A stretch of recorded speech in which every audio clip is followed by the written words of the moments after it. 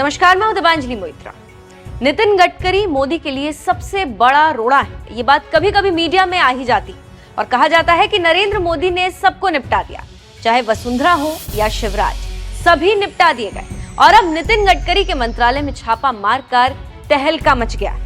कहा जा रहा है कि आखिर नरेंद्र मोदी दूसरे भ्रष्टाचारियों को अपने खेमे में ला रहे हैं, लेकिन अपने ही मंत्री पर छापा क्यों मरवा रहे हैं? इसका कुछ तो मतलब होगा। देखिए ये रिपोर्ट।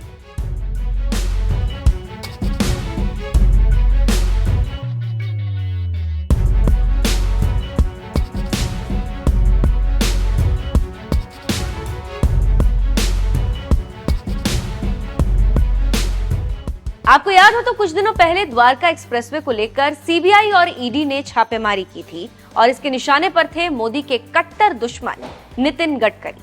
और जब सीबीआई ने छापेमारी की तो रिश्वत के आरोप में राष्ट्रीय राजमार्ग प्राधिकरण के जीएम और प्रोजेक्ट डायरेक्टर अरविंद काले को गिरफ्तार कर लिया।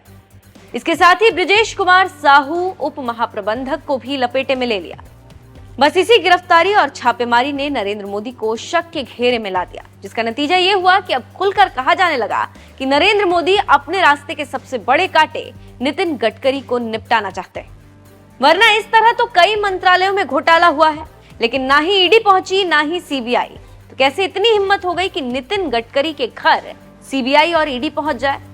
आप जानते हैं कि अदना सा मंत्री और विधायक उनके यहाँ पुलिस जाने से थर थर कांपती, क्योंकि वो जानती है कि उसी की सरकार।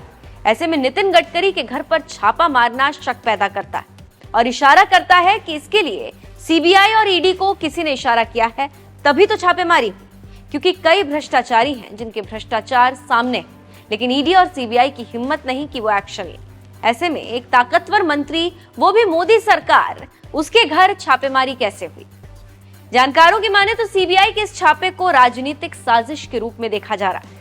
बंसल समूह बीजेपी नेताओं के करीबी माने जाते हैं।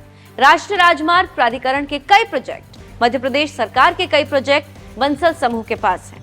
बंसल समूह के निदेशक अनिल बंसल और उनके पुत्र को रिश्वत मामले में गिरफ्तार किया जाना एक बहुत बड़े राजनीतिक साजिश का हिस्सा माना जा रहा है। इससे आप समझ सकते हैं कि कैसे नितिन गडकरी को बदनाम किया जा रहा है और इसका कारण क्या है।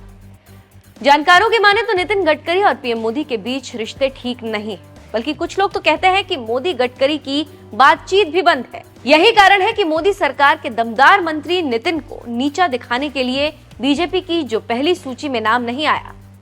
आप जानते हैं कि राजनीतिक विश्लेषक हमेशा कहते रहते हैं कि नरेंद्र मोदी के बाद नितिन गडकरी ही प्रधानमंत्री बन सकते हैं, इसीलिए नरेंद्र मोदी को जलन होती। कैग की रिपोर्ट में राष्ट्रीय राजमार्ग प्राधिकरण की सड़कों के निर्माण में भारी आर्थिक घपले की बात कही गई। जानकारों की माने तो मोदी के खिलाफ नितिन गडकरी, जो पिछले कई महीनों से मुखर होकर भाषण दे रहे थे और जो बयान सार्वजनिक रूप से दे रहे थे, उससे उनके विद्रोही तेवर देखने को मिल रहे थे, जिसके बाद नरेंद्र मोदी ने उनको बदनाम करने के लिए ये साजिश रची। क्योंकि एक्शन तो वो ले नहीं सकते, तो बदनाम ही कर दिया जाए। साथ ही साथ ये भी कहा जाने लगा कि बीजेपी नितिन गडकरी को लोकसभा चुनाव में उम्मीदवार नहीं बनाना चाहती, इसीलिए पहली सूची में उनका नाम नहीं आया। और ये भावकर नितिन गडकरी और उनके समर्थक नाराज थे। बस क्या था, नितिन विकास आघाड़ी के साथ बातचीत करने लगे, फिर इसकी भनक केंद्रीय नेतृत्व को लगी, फिर मोदी शाह के हाथ पैर फूल गए और जल्दी जल्दी नरेंद्र मोदी ने नितिन गडकरी को नागपुर से टिकट दिया। इससे आप समझ सकते हैं कि नितिन गडकरी और नरेंद्र मोदी के बीच कितनी बड़ी गहरी खाई और इसका कारण क्या है। अब यही बात एक बार फिर उछल रही है और कहा जा रहा है कि नागपुर में गडकरी को हराया जा सकता है। देखना दिलचस्प होगा कि क्या होता है और इस साजिश का शिकार कौन होता है।